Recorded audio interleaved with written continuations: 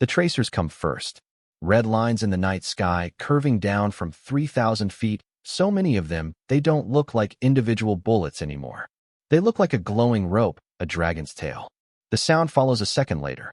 Not the crack of gunfire, not the thump of a .50 caliber. This is different. This is a buzzsaw tearing through sheet metal. A sustained roar that doesn't stop. 6,000 rounds per minute, 100 bullets every second. When the M134 minigun opened up over the Vietnamese jungle, it didn't suppress the enemy, it erased them. The Viet Cong had a name for it. They called it the Dragon. The story of how the U.S. military resurrected a Civil War-era weapon design, scaled it down, bolted it to helicopters, and created the most psychologically devastating suppression weapon of the Vietnam War. A gun so terrifying that enemy soldiers would stop firing and pray when they heard its distinctive sound. Helicopters changed everything in Vietnam. The jungle was too thick for tanks. Roads were kill zones. But helicopters could drop troops anywhere. On radial lines, in clearings, behind enemy lines. The Bell UH-1 Iroquois, the Huey, became the symbol of American air mobility. Fast insertion, fast extraction. But helicopters are fragile. Thin aluminum skin, exposed fuel tanks, slow approach speeds. And there's a window, the critical 11 minutes of landing and takeoff, where the bird is low, slow, and completely vulnerable. The Viet Cong figured this out fast. Their tactic was brutally simple. Let the Americans call in the helicopters, wait until the Huey is 50 feet off the ground and slowing for landing, then light it up with everything. AK-47s, RPDs, heavy machine guns, concentrated fire from 3 sides of a landing zone. A helicopter that takes fire during approach has 2 choices, abort or push through. Abort means the mission fails and the troops on the ground stay pinned. Push through means you might lose the bird and everyone on it. The door gunners had M60 machine guns. Good weapons, reliable, 550 rounds per minute. But an M60 can't suppress an entire tree line. Can't make the enemy stop firing just by the sound of it spinning up. A door gunner with an M60 could engage targets he could see. He couldn't make the jungle go silent. The 50 calories was better, harder hitting, longer range, but only slightly faster rate of fire, and way too heavy for most helicopter mounts. And both weapons had the same fundamental limitation. They were gas-operated. If a round didn't fire, the gun stopped, jammed. And clearing a jam while taking fire at 100-foot altitude is a good way to die. The Army needed something different. Not a better machine gun, a fire hose. The answer came from the Civil War. 1862, Dr. Richard Jordan Gatling patents a hand-cranked gun with multiple rotating barrels. The logic was elegant. Spread the heat across 6 barrels instead of 1. Sustained fire without melting the gun. The Gatling gun worked, but by 1911, newer automatic weapons made it obsolete. The Army declared it dead and sent the last ones to museums. Then jets happened. World War II is over. Dogfights now last seconds instead of minutes. Standard machine guns can't cycle fast enough. The Air Force needs overwhelming volume of fire. General Electric goes to museums, pulls out old Gatling guns, and bolts the electric motors to them. Without the drag of a hand crank with consistent electric power, the old design hits 4,000 rounds per minute. The M61 Vulcan, a 20mm 6-barreled cannon, becomes standard on American fighters. But 20mm is too big for helicopters, too much recoil, too heavy. So they scale it down. 7.62 NATO, 6 barrels, electric motor. They call it the Minigun designation M134. What made it revolutionary wasn't the rate of fire. It was the power source. A gas-operated gun needs each round to fire to cycle the action. Dud round, gun stops. The M134 doesn't care. The electric motor spins the barrels regardless. Dud round. The rotation extracts it and ejects it. The gun keeps running. Variable rate of fire, 2,000 to 6,000 rounds per minute. At max rate, that's 100 bullets per second. A 3-second burst delivers 900 rounds, more ammunition than most entire firefights used in total. They mounted it everywhere on Hueys, on the new AH-1 Cobra gunships, on 06 Cayuse Scouts. But the platform that made it legendary was a World War II transport plane nobody wanted anymore. The Douglas C-47 Skytrain. Slow, unarmored, obsolete. They cut gun ports in the left side and mounted 3 miniguns. Called it the AC-47. The crews called it Spooky or Puff the Magic Dragon. December 23, 1964. First combat mission. A remote outpost in the Myeong Delta is being overrun. No artillery can reach it in time. Spooky arrives overhead just after midnight. This is the part people get wrong. They think it was a strafing run. It wasn't. The pilot banks left 30 degrees, then he holds it. The AC-47 circles, not strafing, orbiting. This is the pylon turn. The pilot coordinates bank angle and air speed so the left side of the aircraft stays pointed at one spot on the ground. The guns fire continuously as the plane circles. It's not a gun anymore. It's a cone of bullets. Everything inside the cone dies. The sound isn't like other weapons. It's not thump, thump, thump. It's a sustained roar. Like ripping fabric, like a chainsaw. Veterans describe it differently. Buzz, roar, scream. But everyone agrees once you've heard it, you never forget it. And at night, you can see it. Every fifth round is a tracer. At 6,000 revolutions per minute, that's 20 tracers per second. They don't look like bullets. They look like a solid red line from sky to ground. A dragon's breath. The Viet Cong at Trung Hung broke contact immediately. They stopped fighting and ran. The AC-47 stayed overhead for 2 hours. By dawn, the VC were gone. The outpost held. By the end of 1964, these prototype gunships had flown 16 missions. They'd fired nearly 180,000 rounds, and they hadn't lost a single base. Word spread in Vietnamese and in English. The Americans called it Puff because of the red tracers. The enemy called it the Dragon. Some called it the Monster. Intelligence reports found written orders in captured documents. Do not fire at the Dragon. Do not reveal your position. When you hear the sound, stop shooting and hide. This is the detail no one talks about. The fear wasn't rational. NVA soldiers were disciplined, experienced fighters. They'd faced B-52 strikes in Nepal, but the minigun was different. A North Vietnamese veteran in a post-war interview said the worst part wasn't being shot at. It was waiting. Hearing the aircraft circle overhead. Waiting to hear whether the sound would start again, not knowing if you were inside the cone. One statistic floated through Air Force channels and became legend. No base defended by Spooky was ever overrun while the aircraft was on station.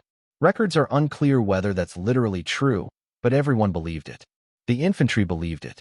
The enemy believed it. By 1965, the Air Force was rushing more AC-47s into production. The Army was retrofitting Hueys. Then came the AC-130 Spectre for miniguns, for 20mm Vulcans, and later 40mm cannons, and a 105mm howitzer. The 16th Special Operations Squadron started hunting trucks on the Ho Chi Minh Trail. Official records credit AC-130s with destroying over 10,000 trucks. But the mission that showed what the weapon could really do happened in 1969. Phuong Hip, a small South Vietnamese outpost. The NVA decided to take it. Regiment-sized force, human wave attacks throughout the night. Captain Nguyen Van Tong, a South Vietnamese Air Force pilot, flew an AC-47 over the base. He stayed on station all night. When his ammunition ran low, he flew back to base, reloaded, and returned. Then did it again. By dawn, his aircraft had fired 63,000 rounds in one night. One aircraft. The outpost held. 63,000 rounds is difficult to visualize. If you laid them end to end, they'd stretch over 3 miles. The logistics alone, loading that much ammunition, managing the feed systems, coordinating with ground forces to avoid fratricide, required extraordinary crew coordination. But it worked. The NVA withdrew, and the story spread through both armies. The psychological warfare guys understood what they had.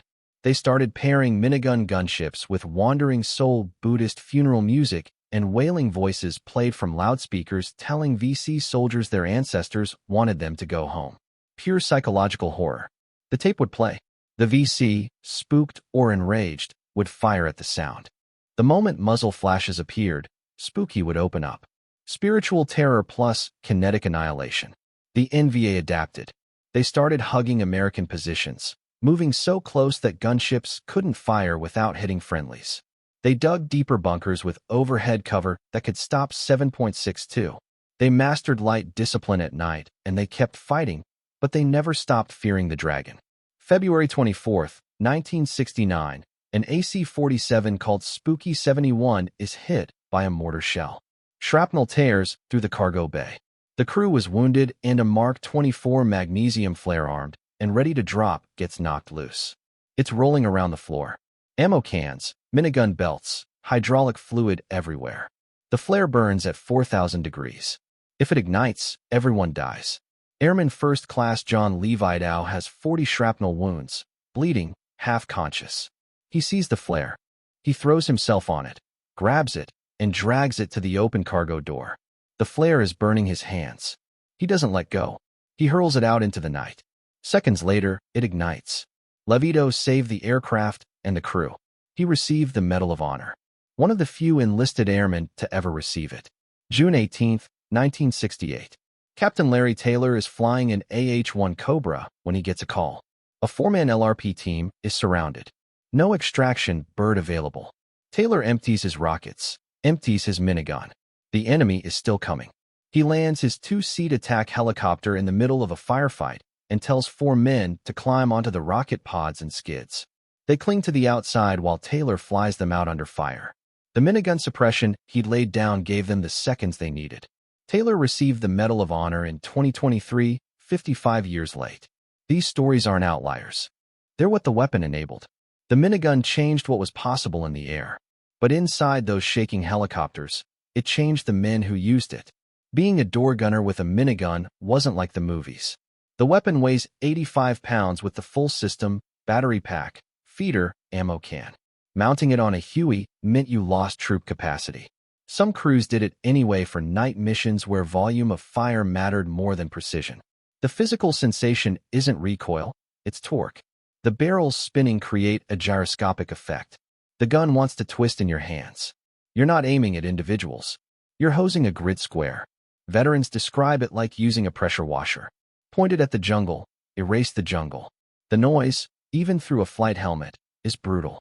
Most door gunners came home with permanent hearing damage. And the ammunition consumption is terrifying. A trigger-happy gunner could empty the entire supply in under 60 seconds, leaving the helicopter defenseless. Training emphasized fire discipline, short bursts, walk the tracers onto target, conserve ammo. For the AC-470 and AC-130 pilots, the challenge was flying the gun sight. Maintain a perfect pylon turn, exact bank angle, exact airspeed to keep the guns on target. Too steep and the rounds fall short. Too shallow and they go long.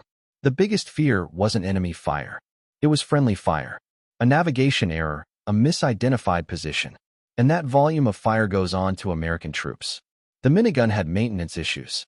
Vietnam's humidity corroded electrical contacts. Dust fouled the feeder mechanisms.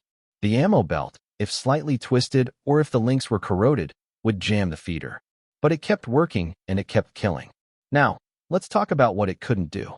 1987, Predator comes out. Jesse Ventura carries an M134 and fires it from the shoulder. Terminator 2 does the same. The myth is born. Man-portable minigun. Physically impossible. The recoil force at 6,000 revolutions per minute is over 150 pounds. The weapon requires a car-sized battery to spin the motor. The movie prop was powered by a cable running down Ventura's pant leg to an off-screen battery, firing blanks at reduced rate. The ammunition, 1,000 rounds of 7.62, weighs 60 to 70 pounds. A 10-second burst empties a backpack most men couldn't lift. The minigun works because it's vehicle-mounted. Period. Why didn't the Soviets build one? The NVA relied on Soviet weapons, AKs, RPDs, DSHK heavy machine guns, but no rotary gun, no spooky equivalent. Soviet doctrine emphasized artillery and simplicity. They wanted weapons a conscript could maintain in a frozen trench. A minigun is complex, power, hungry, logistically expensive. But there's a simpler answer. The NVA couldn't support the logistics. No generators, no massive ammo stockpiles, no heavy lift helicopters. The minigun was an American solution to an American problem. How do you make a fragile helicopter survivable in a jungle full of people trying to kill it? The answer: give it a weapon so overwhelming that the enemy stops shooting. The M134 is still in service. The modern variant, the M134D, uses titanium housing and improved feeders. It's mounted on Blackhawks, on special operations vehicles, on Navy patrol boats. The core design hasn't changed. 70 years after Gatling patented it, 60 years after Vietnam, some designs just work. But the veterans who used it don't talk about the specs. They don't talk about rate of fire or barrel life or feed mechanisms. They talk about the sound, that sustained roar that echoed over the jungle canopy at 3 o'clock in the morning when a base was under attack and everyone was waiting to see if they'd survive until dawn. And they talk about what it felt like when Spooky arrived overhead. When the tracers started falling, when the dragon opened its mouth and breathed fire, the enemy would stop shooting. Not because they were all dead, because they were too scared to fight back.